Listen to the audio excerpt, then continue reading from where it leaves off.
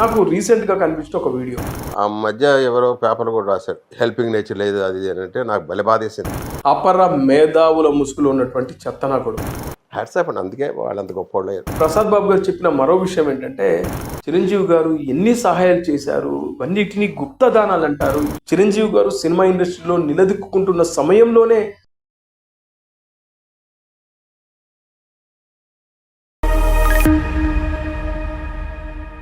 Hello friends, నేను రాజు గారు.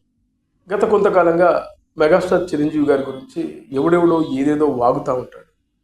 కొంతమంది మేధావులు వివిధ యూట్యూబ్ ఛానల్లో కూర్చొని డిబేట్లు పెడతా ఉంటారు.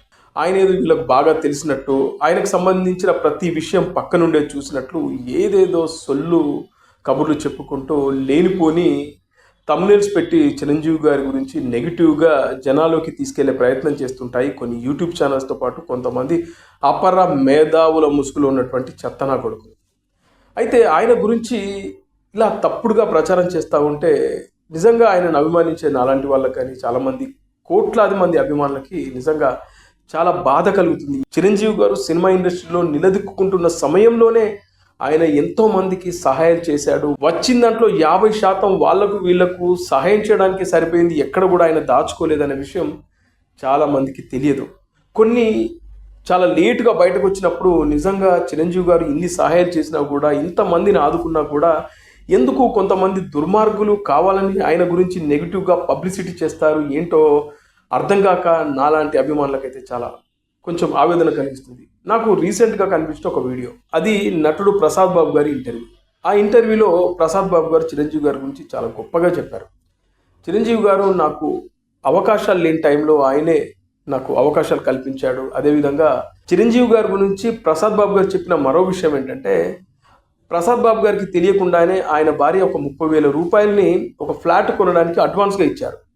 ఆ విషయం ప్రసాద్ బాబు గారికి ఆయన వచ్చిన తర్వాత చెప్పారు. ఎందుకు ఇచ్చావు, ఏంటి, అసలు మన దగ్గర అంత డబ్బు లేదు, ఈ సమయంలో నాకు అవకాశాలు లేవు, కొనాలంటే డబ్బు కావాలి, ఎట్లా, నువ్వు అనవసరంగా ఎందుకు నువ్వు అడ్వాన్స్ ఇచ్చావు అని చెప్పేసి ఆయన కాస్త బాధపడ్డాడంట.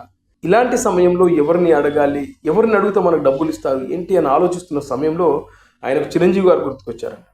వెంటనే చిరంజీవి గారి ఇంటికి వెళ్ళారు. వెళ్ళిన తర్వాత అప్పుడే చిరంజీవి గారు బయటకు వెళ్ళిపోతున్నారు. ఆ సమయంలో ఏంటి ఇలా వచ్చావు ఏంటి అని చిరంజీవి గారు అడిగితే, లేదు ఒక పర్సనల్ విషయం మీద వచ్చానంటే, రా అని చెప్పి లోపలికి తీసుకెళ్ళి కూర్చోబెట్టి ఆయనతో మాట్లాడితే 1,00,000 రూపాయలు కావాలన్నారంట. ఒక్క సెకండ్ కూడా చిరంజీవి గారు ఆలోచించకుండా ఇంట్లోకి వెళ్ళిపోయి 1,00,000 రూపాయలు తీసుకొచ్చి ఆయన చేతిలో పెట్టాడంట, ఒక కవర్ చేతిలో పెట్టాడంట. నిజంగా షాక్ అయ్యాడంట. కనీసం ఇవి నాకు ఎప్పుడు ఇస్తావు ఏంటి కూడా అడగకుండా డబ్బులు ఇచ్చాడు. నేను ఇట్లా ఇంటికి మా ఆవిడ అడ్వాన్స్ ఇచ్చిందంట, ఒకవేళ నేను కట్టకపోతే అడ్వాన్స్ కూడా పోతాయి, ఈ సమయంలో నువ్వు గుర్తుకొచ్చావు, అందుకే నేను నిన్ను అడిగానంటే నో ప్రాబ్లం తీసుకొని వెళ్ళు కట్టు అని చిరంజీవి గారు చెప్పారంట. ఆ డబ్బులు తీసుకొచ్చి ఆ ఫ్లాట్కి కట్టేశారు. ఆ విషయాన్ని ఆయన రీసెంట్గా ఒక ఇంటర్వ్యూలో ఆయన చెప్పడం జరిగింది. ఓ రోజు మా ఆవిడ మా బామ్మరు తీసుకొని ఒక ఫ్లాట్కి డబ్బులు ఇచ్చేసింది అడ్వాన్స్. ఎంత? 30,000. అది 1,80,000 ఆ ఫ్లాట్. ఎక్కడి నుంచి వస్తాయి డబ్బులు? అసలు సినిమాలు అంతంత మాత్రం మనకు వచ్చిన సరిపోతుండయి, ఎందుకు అనవసరంగా ఇప్పుడు రిస్క్ తీసుకున్నాం అని చెప్పాను. ఏమో కట్టేశాను, ఇవ్వండి, లేదంటే పోతే పోయి ఎంత బాగుంటుంది మీరు ఈ ఎంత. ఓ రోజంతా ఆలోచించా. అప్పు చేయంటే నాకు మహా భయం. నేను అప్పు చేసే ముందు ఇది ఎలా తీరుస్తానని ఆలోచించేవాడిని. దాంతో ఒకరోజు వెళ్ళిపోయింది 30,000. నాకు కొండంత కనిపిస్తుంది. 1,80,000 కాదు 30,000 ఎలా పోతున్నాయి కదా అన్నది నాకు బాగా ఇది అయిపోయింది. ఎలా పోగొట్టేసి అనవసరంగా, మాట పోద్ది, ఏం చేయాలి, నేను కట్టలేదు. ఆ రాత్రి నిద్రలో అనుకోకుండా చిరంజీవి కనిపించాడు. ఇవి ఏంటి ఈయన కనిపించాడు, ఒకవేళ దేవుడు చూపించాడు, ట్రై చేద్దాం అని వెళ్ళా. ఇంటికి వెళ్ళా. ఏంటి ఇలా వచ్చావు, చుట్టూ మనుషులు ఉన్నారు, కొంచెం పర్సనల్గా మాట్లాడాలి కదా, 1,00,000 రూపాయలు కావాలి అన్న. నోట్లోంచి మాట కూడా రాలా. 1,00,000 అంటే నాటి జోక్, పెద్ద విషయం ఆ రోజుల్లో. 100, 10,000, 100, 1,000, 2,000 కదా ఓకే. 1,00,000 రూపాయలు లేదంటే నేను ఏం చేసుకోవాలి, తలకాయక్కడ పెట్టుకోవాలి. పైగా నేనేంటో తనకి తెలుసో తెలియదు తర్వాత సంగతి.